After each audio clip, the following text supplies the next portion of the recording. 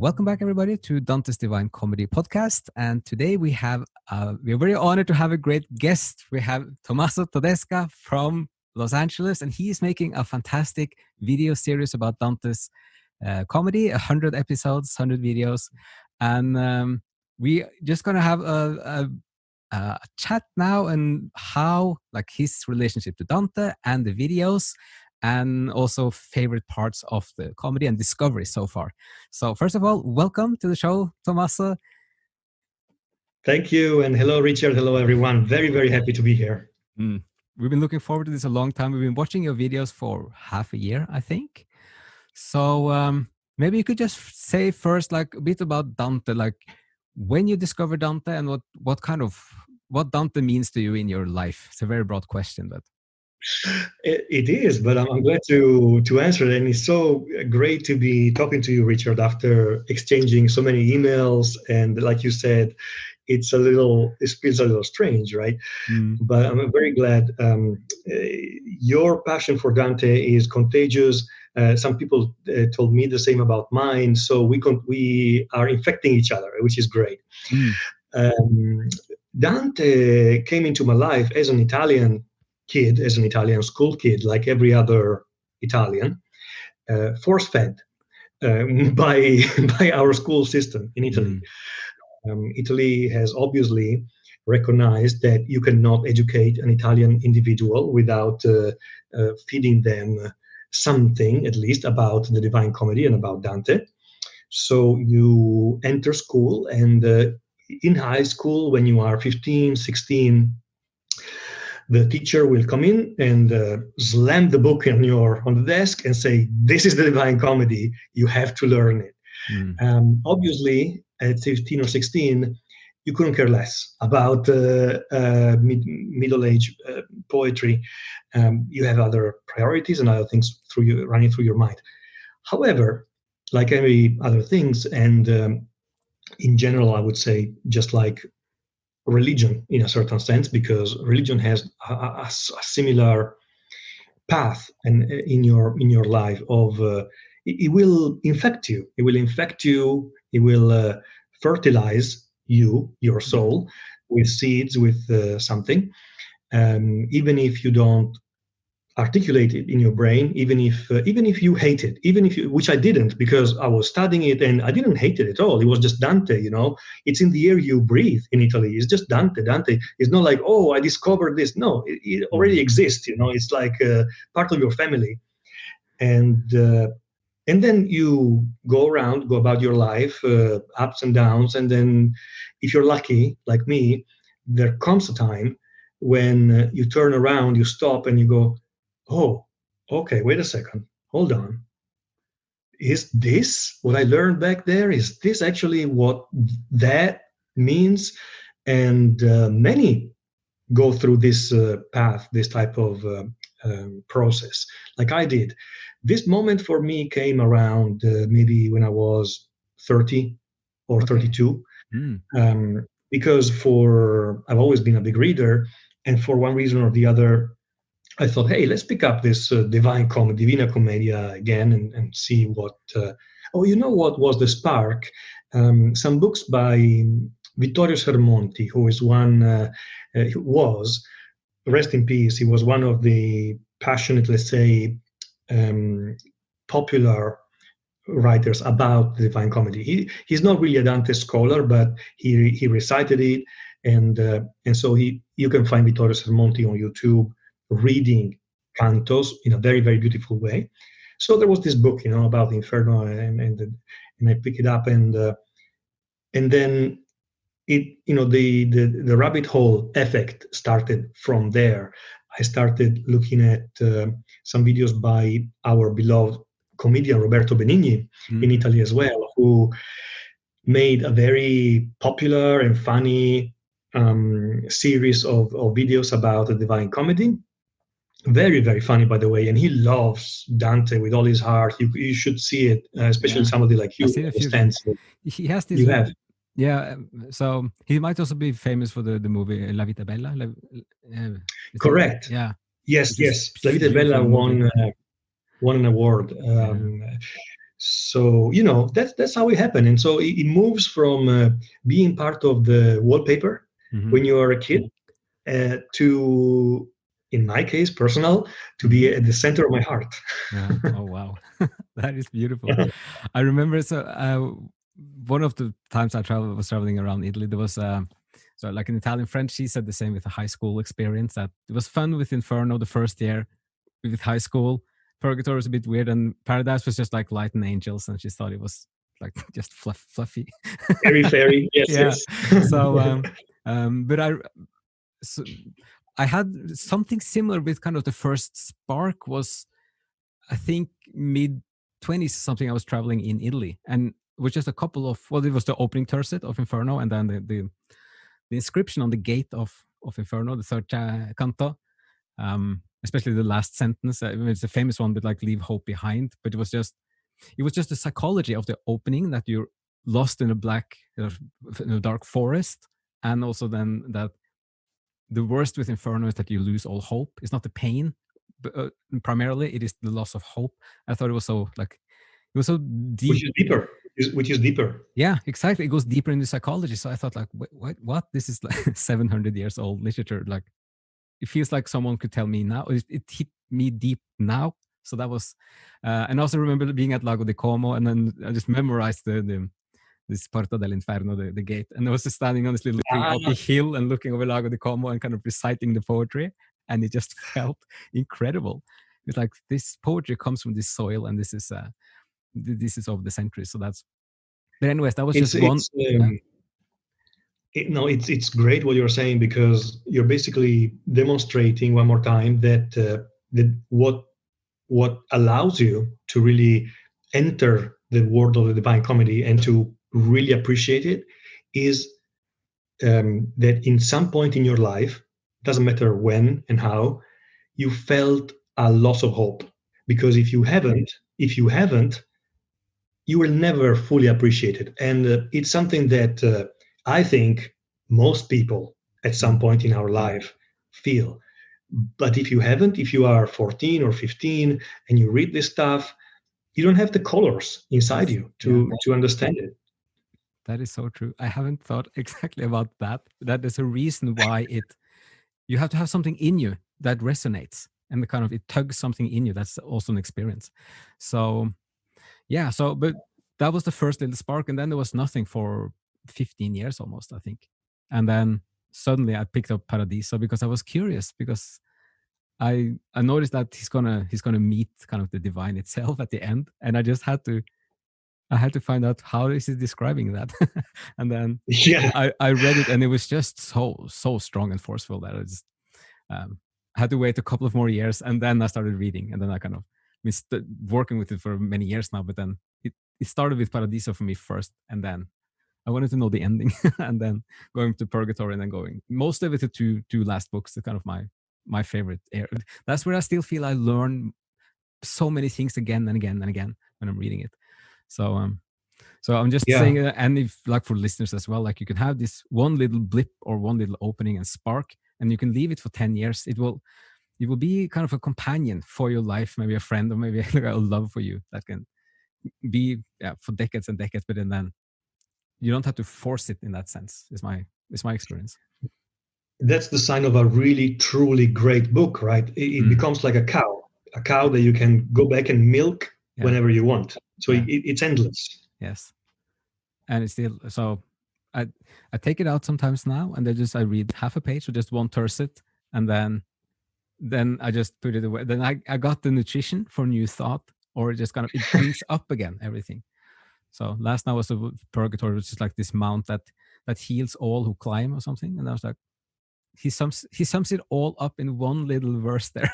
Like, if you climb the Purgatory metaphorically, you learn about the vices, the virtues, you go through this process.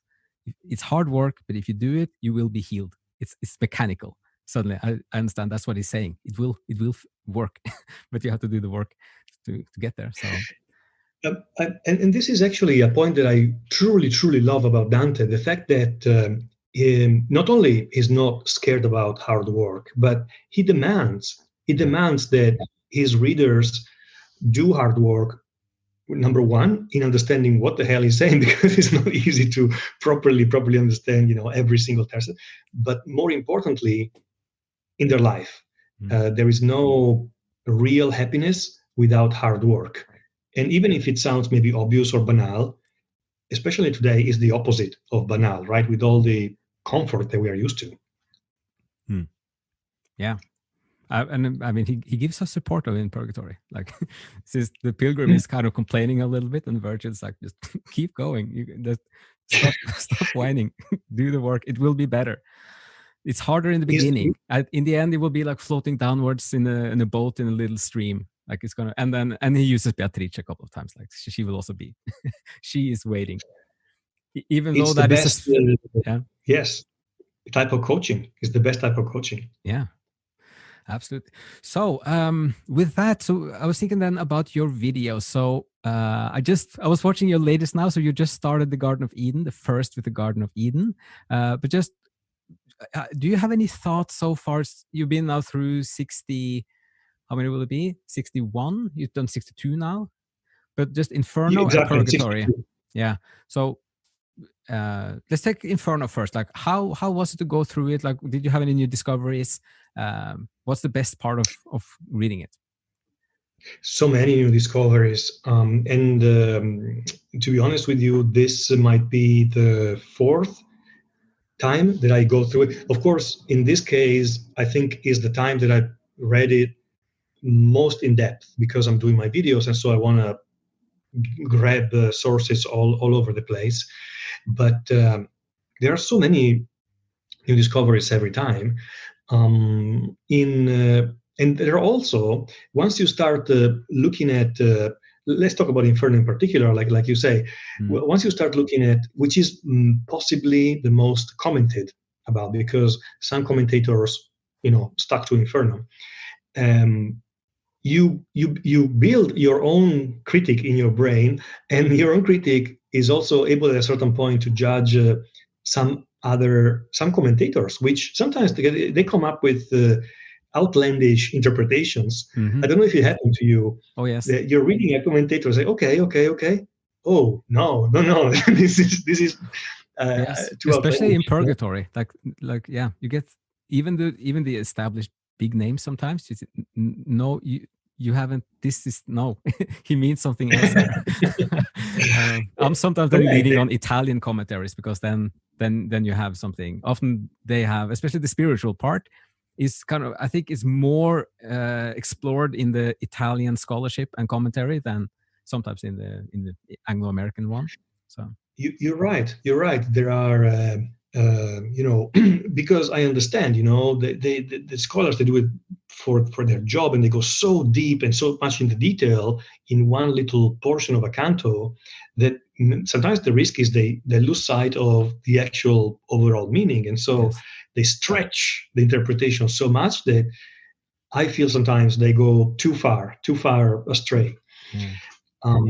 But no, like as you know, I think part of the genesis of this project of doing 100 videos was COVID. To be in the COVID situation, try and survive at best, like everyone of us has been trying to do in the last 2 years, and missing some points of reference that you have during your normal life, and saying, you know what, I feel like I need to do something, about, because and this sprung up by itself for me, just when I had started my YouTube channel or BookTube channel, so it was perfect timing. Yeah. Oh, it's been. I think that's maybe why I found it as well, because you have more time. You you kind of check the YouTube again. Are there any new ones talking about Dante? So I just want to add, though, with the commentaries, I really love, for example, Mark Musa. I think it's been tremendously helpful, like the Penguin version for me, to have a guide into the comedy. It's been really, really helpful. But at the same time, like you said, there's something about being able to take kind of 4 or 5 steps back and think, but wait, what is really going on here? Which is easier if you're not spending absolutely all the time in it. So you can get some of those bigger lines in it, I think, sometimes. So Yeah, but any favorite, like Inferno is like, it's, I think sometimes for many people it's the favorite one, it's the most exciting one, it's the drama. It's also maybe the most kind of narrative driven book in some sense, at least. Yes. Yes. But at the same time, for me personally, I think it's kind of, it's all the negative stuff, and then the constructive stuff comes in Purgatory. That's when you start fixing things.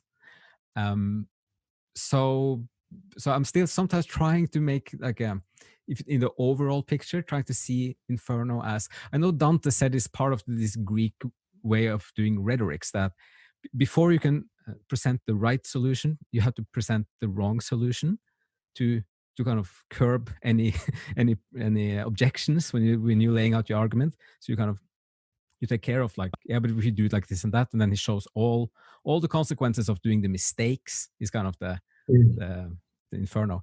But do you have like, what's the most positive thing you can say about Inferno?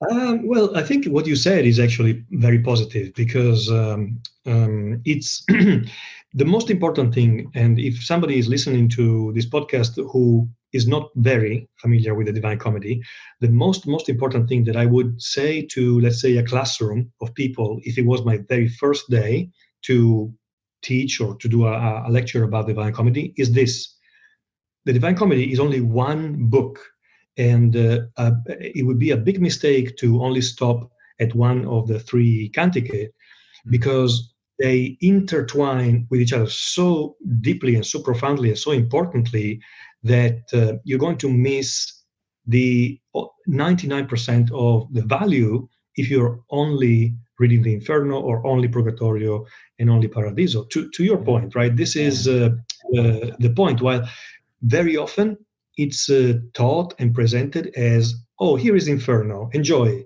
Here is Paradiso, enjoy. Well, to me, it doesn't make sense. Kind of goes into the last page, doesn't it? When you have like the, well, what he sees as the Trinity, but like you have the idea of one and many in like this deep into the theology, but like like the three into one is also reflected in the work in itself, in the structure of the work. Oh, that's true. That's a good comment. Yes. Yeah. So you have like, it's also Aristotelian, you know, like the whole is more than sum of its parts. So you can think like you have the three bits and together they form something that's a unity in itself. Yeah. This is a wonderful point. In fact, if we think about numerology, which I don't know a lot about, but there is a reason why the number three became so important in history, in ancient history, as a numerology symbol. And 3 and 9 is not that somebody made it up and say, okay, let's make the 3 as the most important number. There is a reason that is related to our human being, our being human, right? Yeah. Yeah. And I'm interested. Is it? Yeah, like that it's wired like that? I mean, I have sometimes thought about, if you want to like sidestepping for a second, a bit like this archetype way of thinking, that there's something about the family structure, or like for an infant, that it relates to a mother and a father and itself. So there might be something very deep wiring in the psyche, that you have kind of three areas in your head, which is a sense of self and then a sense of two people. Kind of, there might be something, I'm not sure, but absolutely. I mean, this is the way we perceive our reality, and let's not pretend it's not true. Every religion talks about a father because we don't have a better way to express God. The way we feel towards God. But the reason that we grasp and we use these words are because that's how we are made. That's how the center of our development is this familiar three: ourselves, the mother, and the father. So even when you enter a church and you are invested with these images, you have God or Jesus, but you have the Father in a sense on high. And in a Catholic church you have Mary. Of course, there are psychological resonances of mother and father and family. Yeah. This is why it works at the end of the day. Kind of struck me like going on like there's so many things at once, but like it's the more I'm looking into like the Catholic theology as well, but like Mary is worshipped just as much as a mother than as a virgin. Like she is the mother figure like that is worshipped in many ways. So which kind of comes, yeah, is present in Dante as well, I would say. Um, Yeah. so, but any just to finish off the Inferno, any scenes, especially that kind of most breathtaking scene? Do you have any? For Inferno, Yeah. in my let's say taste or experience, I'm uh, the deeper we go, the Yeah. more I'm interested in Inferno, because just like you said before, we have Inferno, which is total darkness, then we have Paradiso, which is total light, Mm-hmm. and then we have Purgatorio in the middle, and which is a mix of the two. And so the total darkness has the ability, under Dante's pen, to get darker and darker Yeah. itself. Yes. And so the lower we get into Inferno, personally as a reader, the more fascinated I am, because you read something, about, for example, the hypocrites, let's say, and you say, "Whoa, that's pretty harsh." You see Caiaphas crucified on the ground. You say, "Whoa, how can it get worse than that?" And it does, it Yeah. really does. Yeah. And then you read something else, how is it possible that it can get worse than that? But worse, not in a sense of the gore and the disgusting feelings. Worse in the sense of being human, Yeah. and imagining, as a man, as a person, imagining that type of fate in Yeah. eternity. Yes. Yep. I remember you had this video with Dan Christian and Jennifer Brooks. Yes, yes, yes, When yes. when you spend some time on the worst, what I think is the worst scene of Inferno, which I just can't read even. I think it's so horrible with yeah, when Ugolino stuff. Which one was it? When Ugolino is starving in the tower with his children. That's Oh just my. the worst for me. Is Oh yeah. like when he describes the look of the little boy who wonders like if he's gonna get any food. It's like it's just that's the worst Oh my. thing. That's then I thought, how can he do this as a writer? How can he, like you said, go even deeper and just he's tugging at something else now. It's not the gore, it's not the violence or anything. It's just like the look of a little See, boy. you're highlighting something important. If I were asked what's the deepest point of hell, at Yeah. least from a human feeling point of view, I don't think it's Canto 34. I think it's Canto 33. Yeah. That's where Dante reaches the darkest darkness. Yeah. I think that tower is in Pisa, isn't it? Yes, the And I Torre del think, Molino. yeah, It's and called. Yes. I actually been there because I saw the Oh, you pictures. Like, have. oh, I was standing Wow. at that piazza and enjoying the beautiful architecture, and I didn't know that was the tower. And I then think even the you hear the. yeah, now I know the ghosts up there, but Oh my. yeah, so that's but I had much of the same thinking with Inferno. I think when you go down to circle 8, when the Gerian monster comes up, that's one of the most breathtaking scenes when it's swimming up, and it changes at that point. It's a bit like he takes the cord he has around his waist, which is a symbol of hubris, pride, kind of arrogance, overconfidence, and that's the Yeah. thing they throw into the darkness to get the monster, the fraud monster. Like To come up. it comes when you when you give it some bit of arrogance, some bit of pride and hubris, then it comes up to you. But just the way it's swimming up, that's and then also yeah, It's and yeah. Yeah. it's wonderful. I think to further answer your question, if you're asking me what's something positive or even beautiful about Inferno, I really believe part of that flight Yeah. the Virgil and Dante do on the back Oh yes. of Geryon, Yeah. the circling around, circling slowly, and how he's describing the land that he sees from up above Yeah. in a time in the Middle Ages where nobody had helicopters. Even people like Leonardo da Vinci hadn't been born yet. Yeah. He actually imagined visually what it would mean to fly over a Yeah. night landscape. Oh yeah. It's Incredible. and then when they land there and the monster just shoots up like an arrow, and then it's kind of this glowing landscape of kind of just like this light, glowing lights, but it's just It's full of beautiful. evil. Yeah, it's Yes. so. Yeah, so I think we could see. Yeah, there's lots more to say about Circle 8. I think the demons in the middle when they talk with the demons, the sorrow of Virgil. I just had a little list there like from before, but like when Mhm. when Virgil just bows his head and he's been fooled by the demons, is a really also kind of heartbreaking moment in the story. I think it's the first where rationality has failed totally. Like Yes. he couldn't detect the evil, he couldn't detect the lies because the head demon says many true things and adds one little lie at the end, and then rationality doesn't detect it, and then the pilgrim had the hunch that something was wrong, and he was right, and then that's the first little. It's a bit like I remember you talked about like this father son kind of parent child thing there as well, but it's like it's the first little realization for the pilgrim that, oh, Virgil isn't all knowing. He's in this case, my hunch was more right than him, both as a figure and as rationality. That his emotion or his kind of a spiritual sense was a better guiding system in that particular case. Yeah. So Yeah, there's, I would say, as a quick comment, there's something surprising and frightening whenever we, in our life, the first time that we realize that either one of our parents or our mentor that we respect so much is wrong. yeah, And we had a realization that we actually got to the truth quicker and faster than them. There's something frightening because it opens up the um, opportunity of independence. No. yeah, yep.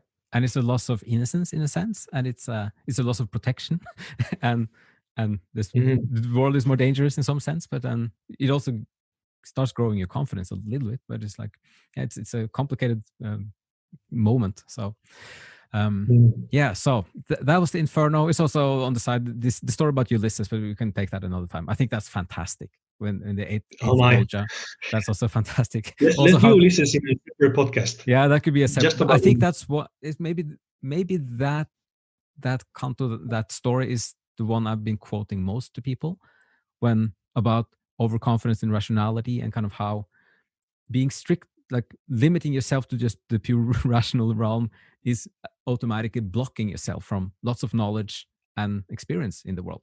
So that's why he yes. sinks down, because it's a choice. It's a mechanic. Like if you just if you, he wants all the knowledge in the rational system, but then he sees Mount Purgatory, but then the storm comes and he sinks down because he can't, since he denies the existence of purgatory in the first place, he just can't get there. So it's You said it very well, very well. That word mechanic is really because it's almost automatic. What happens? yeah, Absolutely. exactly. So yeah, let's do an episode on that one time.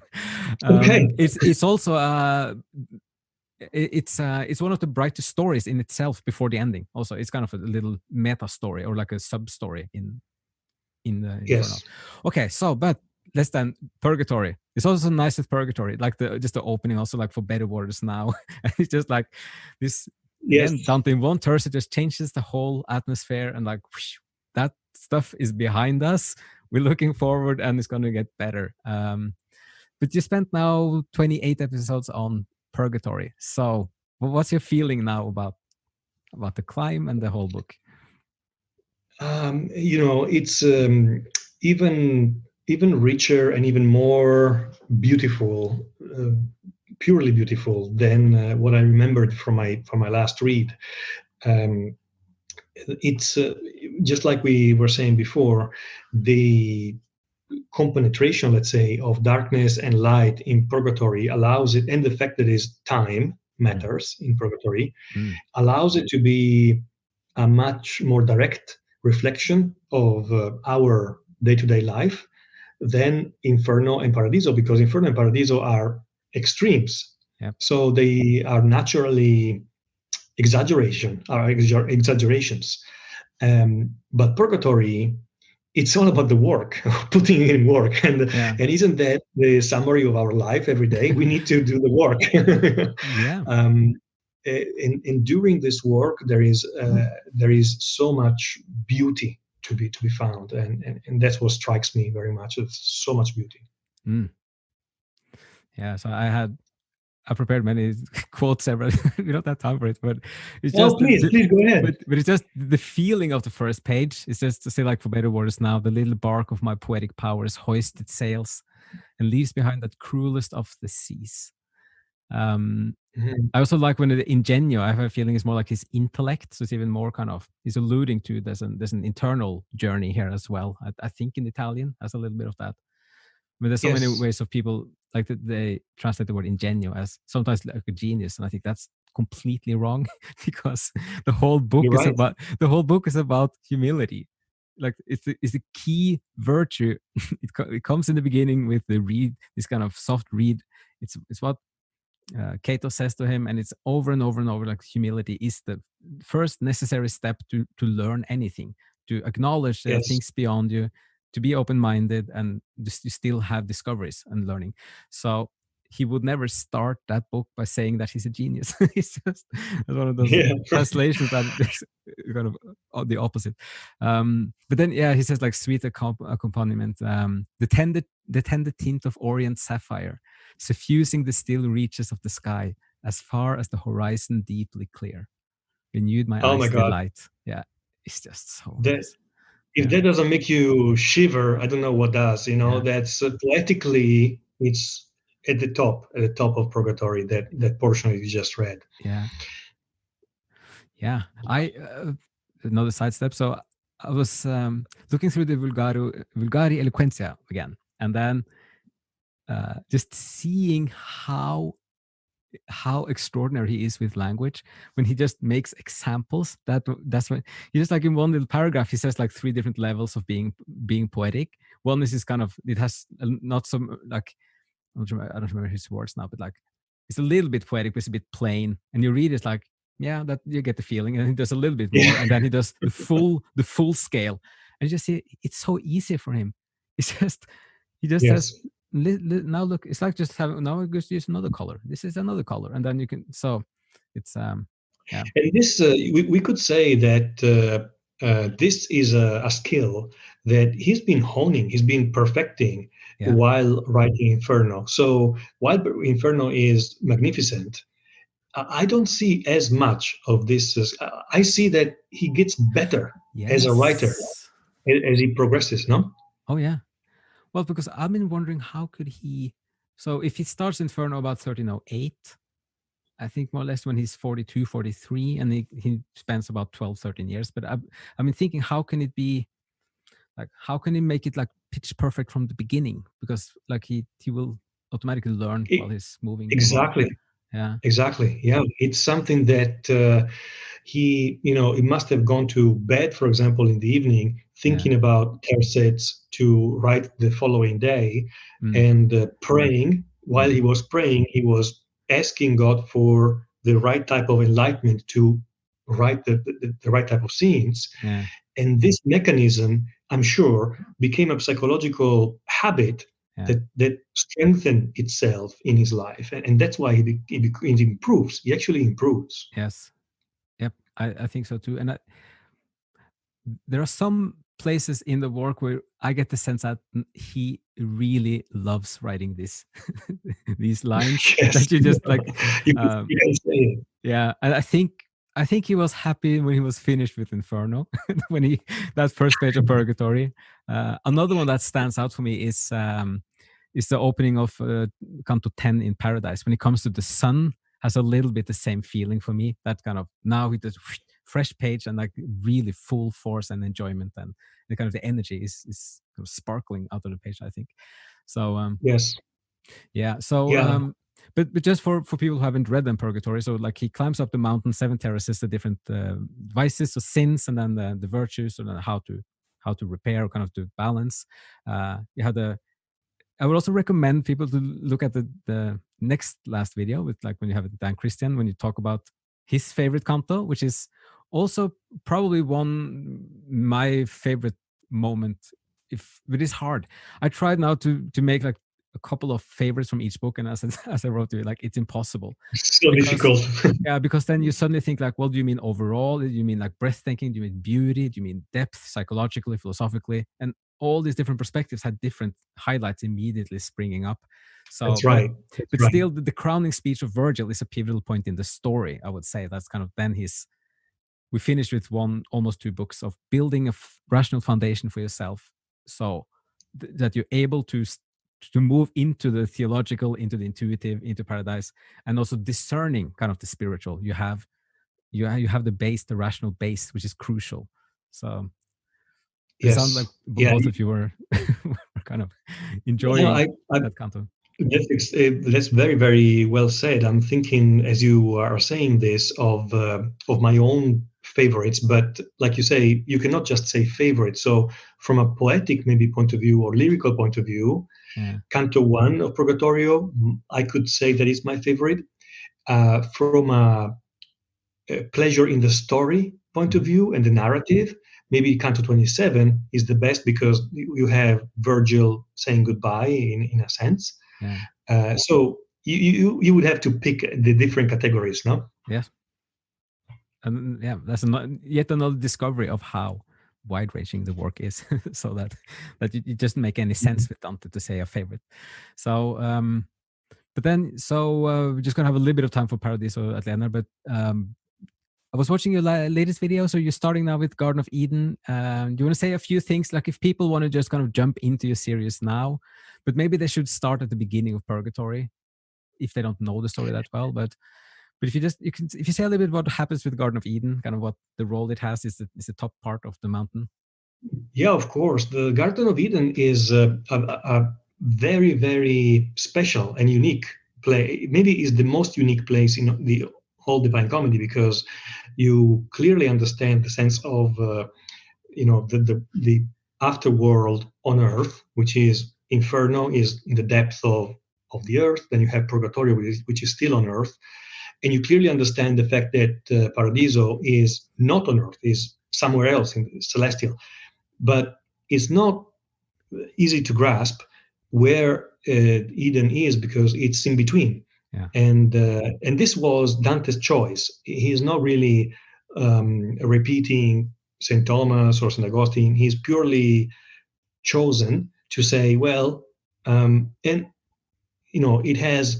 it's like many choices that Dante made was a perfect choice because it's also dramatically it allows him to build this platform where to start again with this sense of innocence, and where else could he have met Beatrice, since Beatrice from a certain point of view is the entire center of the Divine Comedy. The reason why he decided to write the Divine Comedy, he said, I want to write the best thing that anybody has ever written for a woman, and he wrote the Divine Comedy.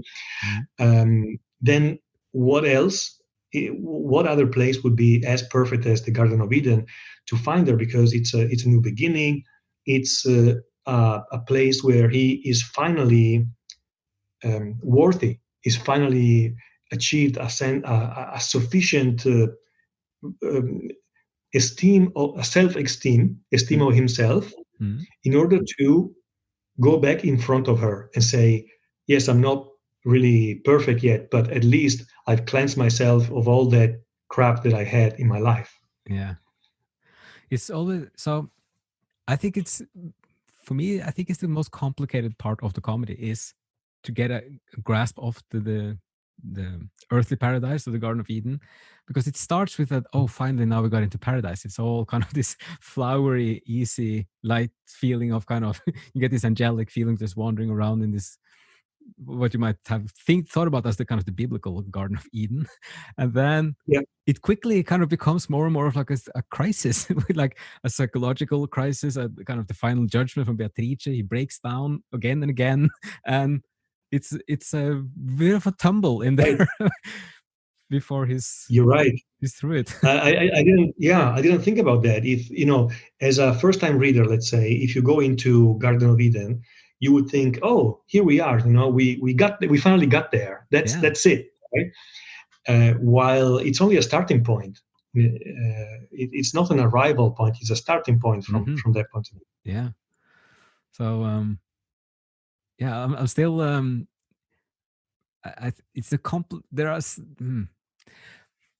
it's based very much upon like a fumbling with the words here, because I'm fumbling with my thoughts that it's very much borrowing from the Revelation and kind of saying like from the biblical Revelation story, and it has the same kind of very deep allegory in it as well that he's playing on. So it's yeah, it's hard what to make Yes. of it, but you get the church history. That's very kind of interesting. It's also interesting how he, like, his worst fault is that he didn't use his talents in life. That's another thing I've been thinking, like, why, like, how can that be so serious in one sense, like that you didn't use your talent, like, as the worst. But reading other books from, like, I think it's the start of the Monarchia, you see how important it is for Dante personally to make his life kind of make a difference and to use his talent properly. It's kind of an obsession almost, that he really has to manage to do this and make the most of it. Yeah, I mean, and that's why you're absolutely right when you say it's the most difficult part to properly understand, because um, if we look at a Divine Comedy only from the psychological point of view, uh, where it's extremely powerful, the Garden of Eden is that point where you say, okay, I've done some work on myself, and I understood, but now I have to align what I am with the higher abstract divine will. Yeah. And probably, and that's what you're saying, right? In terms of doing the most of your talents. Okay, but what exactly does it mean, and in what way, to what degree? That takes more work in order to properly understand it. Spiritual work, real life work. You know, I love the fact that, like you say, he uses a lot of the Revelation and Apocalypse as his source for this last cantos, because, and obviously we are not theologians, we are just passionate readers. Exactly. But the Apocalypse is beautiful part of the Bible, of the New Testament. And despite the monstrosity of many of those images that you find in the Revelation and Apocalypse, uh, it's extremely positive. It's very, very positive. And it's one of the first things that I understood about that part of the New Testament when I first properly studied it, is how this contrast between how frightening it seems on the surface, but really how consolatory and positive and constructive it is, because really it's all about Jesus Christ. It's all about the power of Christ. That's very interesting. I have to look into it, but I'm a little bit hesitating to start reading the Revelation. I need a guide to kind of explain to me what it means, I think, before I, like, the English one. I'm sorry, I cannot be that. If you find it, let me know. but what you're saying, like, I love what you're saying, and I think it occurs to me suddenly that, well, maybe it's a part of both another, again, reminder of to be humble, like the humility, and kind of not thinking that, oh, I'm at the top of the mountain now, I know everything now, is just going to be like a walk in the like a flower bed of, this meadows of flowers, but they still have a way to go. And maybe there's something about this catharsis idea as well, that it's going to be like, what will come there is a kind of like, it flushes out, but it's not, that is in itself just the realism of it. It's like, it's not always a pleasant feeling when it's like changing. Even if you change to something better in life, that change is not always a pleasant and light process. It can be kind of, or it can be positive, but then at a certain point there's going to be a little bit of before it kind of the new thing comes. So it might be something about this emotional psychology of Dante there. Yes, I completely agree, and probably that's the reason why Dante can be easily read from a non-Christian standpoint as well, because it goes so deep into the psychology of into the human psychology, that somebody like Carl Jung or whatever can just see all these points Yes, without necessarily being Christian. exactly. So just take maybe 5 minutes at the end there. Just go a bit of Paradiso. I mean, so maybe a month from now, we're going to start to Paradiso, the last part of the journey. You have any thoughts about that? And also like how you know it from before and how it's going to be approaching it now after making all the videos for the first two books? So I'm gonna be honest with you. My main thought about Paradiso is I'm afraid because I don't know if I'm gonna be able to do it justice. Mm, There is, like we just discussed, a level of complexity to Purgatorio that maybe Inferno does not have, mm, and there is a level of complexity to Paradiso that maybe Purgatorio does not have. yeah. Um, Somebody like Thomas Eliot said that, in his opinion, while some of the Paradiso cantos were his favorite, like number 33, and for me as well, Mm, but the fact that Dante decided to put basically theology in poetry makes it so really difficult. I mean, yeah. because if you have not digested that theology and philosophy first, how can you then enjoy the poetry about the theology? Yeah. So I'm a little bit concerned that I'm not going to be. I'm only going to scratch the surface, but I'll do my best. Yeah.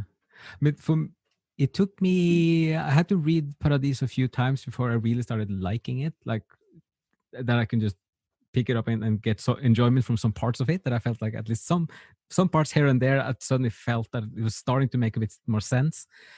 I think he puts a lot of like the key in the moon, the portal of the moon, and that moment where he gets sucked into the moon. He's a solid body and he goes like light into water. He's sucked into the moon, and this doesn't add up. Like you can't have two solid bodies in the same place at the same time. And Beatrice says we're in heaven. Like this is like it's different there. But I think he gives us this kind of mind bending thing there, in part to. That's, I'm not fully sure, but there's something about like there's something about the spiritual and the material world, and the kind of how you apprehend the spiritual and the material, and then there's something about like you can have both active at the same time, and there's an extra level going on in Paradiso all along, and then that extra level you might have to build that from nothing the first time you read it, and getting into the spiritual theology that he has Yeah, kind of yeah. tried to I love. express. Yeah.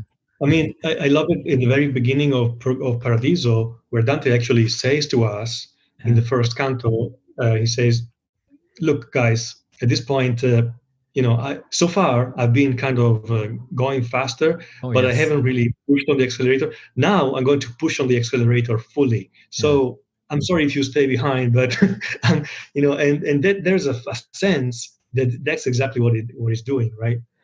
It's almost like he's drawing a lot from like the monasteries and this new monasticism in kind of Italy and France 1200s, and he knows that this is not common knowledge. Like this isn't like Yeah, his read I'm his sure he must readership have. gets smaller and smaller. He knew that, I guess.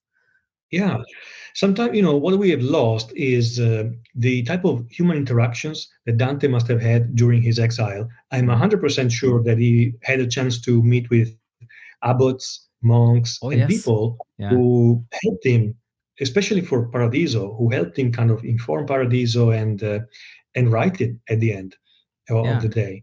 Uh, Um, I have thought the so same because it like the structure is also a part of um, this ascent in the like this like prayer and like for the monks that they go higher and higher and finally they reach this kind of ecstatic kind of unification with the divine. But it's a process like the Bonaventure talks about, for example, that is also a structure of the paradise in addition to being kind of the nine angelical levels with Dionysus. But it's it seems like it wouldn't surprise me if he spent some time in some monasteries also and just uh, right, right. participated in these practices to learn to do it, because what he writes is close to how they actually did it. It's just So, but what you said, like it came to mind now. I always love Canto 2, the opening when he says of Paradiso, which he says, "All of you who in your wish to hear my words have followed thus far in your little boat behind my ship that singing sails these Yeah, that's waters. true. Go back now while you still can see the shores. Do not attempt the deep. It well could be that losing me, you would be lost yourself." So that's and I Yes, think it's yeah. it sounds arrogant, right? But it's actually true. That is true. Yeah, and there's a warning that you can read so many things into the Paradiso because it's so abstract and so kind of spiritual. It was just one more thing that I really love about the beginning, just like which is kind of a highlight when it starts, is that because I think that's another key to understanding what is happening, because it's kind of purely spiritual in some sense, the whole book. So that like how does this ascent start? And it comes when like he sees that Beatrice is just, this is the first chapter, she's looking up towards kind of the up towards the divine light, and then he just says that like first he says no one can stare so fixed and straight into such light, no eagle could ever look at it as she does. And then he says, as one descending ray of light will cause a second one to rise up again, just as a pilgrim yearns to go back home, so like a ray her act poured through my eyes into my mind and gave rise to my own. I stared straight at the sun as no man could. So it's just Ah, the way he's imitating, like, or it's just like he sees her. Let's say she's just theology. So she's theology, suddenly focusing fully on the divine. And then he sees that and he goes into his mind and then he copies in his mind what he is seeing. So it's just like this imitation that he's doing. And then he looks up and then it has already started. So we never know exactly which instant it starts, but as he just does it and then he's kind of flying. And it's just a way of saying that, I like, love it. I love it. if you want to try to do this yourself, all you have to do in one sense is to imitate what he's doing, like focus on the theology, on the divine, then the journey has already started in you. Yes, yes, That yes. makes I sense. just love it. I love how you put it. It's this kind of that's how trust works, doesn't it? Trust Yeah, works not by doing a specific thing, but by this internal movement that yeah, happens in yourself, and then you turn and oh, it's already happened. yeah, No? exactly, yeah. So I thought it's such a beautiful touch how he does it. Like it's not that then I looked up and then I started flying. It's just like he does something Yeah. and then he just It it takes a also little while before he realizes that he's flying. yes, yes. I remember having this sense when the very first time I reread it. Mm. And it's actually one of the most beautiful scenes of Paradiso, in my opinion. That this kind of flight that reminds us people with a lot of pop culture in our brains. It reminds us of Superman and Lois Lane flying in the Yeah, flying in the yeah, sky. um, yeah, but you know, it also reminds or us or me the the point of of love as falling in love with a woman as one of the ways in which a human being, of course, I say in a woman because I'm talking about me, but it could be the opposite. There's falling in love in general hmm, as one of these ways in which the divine touches us, hmm, because that's what Dante is telling us with Beatrice, with the character of Beatrice. He's telling us, I'm not only writing this because I had, you know, I fell in love with this woman when I was young. I'm writing because I know that that level of intensity and happiness hmm, is a human thing that all of us feel at some point in our life. We fall in love, yeah, and if we think about that moment when that happened in our life, that's so intense and so strong that it's a perfect springboard yeah, if we are interested in knowing God, in yeah. knowing the real source of happiness. If you're young, you don't have the ability to reach God, but I think this is, in a Yeah. rough sense, what it's trying to tell us. I, yes, I fully. I think that's I wonder if that's what happened with Dante himself. Like that Beatrice, this love he felt was for him the opening to the divine because he was so strong. That became the portal for him personally, and that's also why he he puts that in Probably. his work. And that this Yeah. also goes into maybe as the last point, but like the earlier form of Christendom, like the first 1,000 years as well, was very different. Like then the love was seen, a kind of love and the intimacy was seen as a portal to the divine in itself. It was kind of one of the main Exactly. You're portals. So, absolutely right. yeah, so that was, it was not something that was bad or sin at all. It was one of the Mm. best portals into something It was a divine. So that's, door. yeah, Exactly. A yeah, door. yeah, yeah. So that's There will be that's so much. There will be so much yeah, to so, yeah, exactly. This comes with new like topics. I mean, this is like when every. Beatrice just gets more and more and more beautiful as well. It's a little bit the same. Like you think she can't get any more beautiful, but like, oh, still her eyes is shining even more, and all of that. And Yes. yeah, last thing I had on this with Paradiso is that was one of the favorite moments there is when she says that it's in the sixth sphere, because he sees paradise in her eyes all the time. Like so, like she's theology, and then kind of he focuses on that theology, and then he sees the divine and kind of the beauty. But then when you get to that point, she says to him suddenly that like paradise is not only in my eyes anymore, it's everywhere around you. Like and it's that kind of threshold Ah, when he doesn't actually have to look into to super focus on the theology anymore, because it starts to yeah. be everywhere in him, and kind of he's starting to have it everywhere around him in the way he sees the world. So kind of it That's so infuses the beautiful. whole That's world. gorgeous. Yeah, I think that's one of the, also one of those incredible touches. It's just one little tercet. She just has this one line, and Mm. it's like, oh, that's It actually reminds me of a quote by a Jewish theologian, and maybe if I find the name, I will tell you. But he says theology is so great, but it's the menu.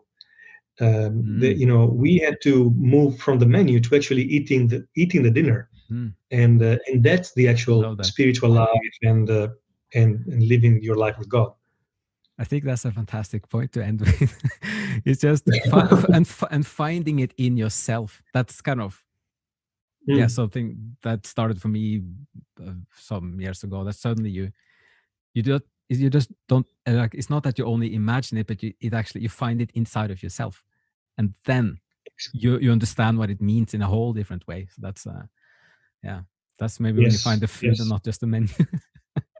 So absolutely. yeah, Wow, just it's not light because it's Dante, right? You yeah. cannot talk about Dante without feeling touched yourself every single time. Mm, That's how it is. yes, yes, it's incredible, and it's I've tried putting Dante away for a few times, but then like 4 or 5 days or so, I just have to take out this portable Dante, We're read a couple addicts. of We're pages. addicts, Richard. Yeah, exactly. So it's that, but it's just, and then it all comes back, and then kind of there's a new energy, new nutrition, and then yeah. So it's but and I think it's gonna it's the technique of the whole work. This is what Dante is doing, because he creates things in you, so it's you discover things inside of yourself Yes, as well, and that's, I think that's another one of the yes. keys. Okay, so well, this was super nice. I mean, Oh, I've this been is looking for, wonderful, yeah, wonderful. Thanks so much, Richard, for your we should time. do many more of these, and as we go along, and just again I will put the link to your channel in the description, and just highly recommend, encourage people to have a look and join the journey. And it's it will give you the huge rewards from giving it a bit of time and kind of just concentrating a little bit, and then you kind of you'll keep giving to you, I think so. Absolutely, Yeah. absolutely. All right, so thank you so much again, and see you again in another episode. Thank you, All right, Richard. bye bye.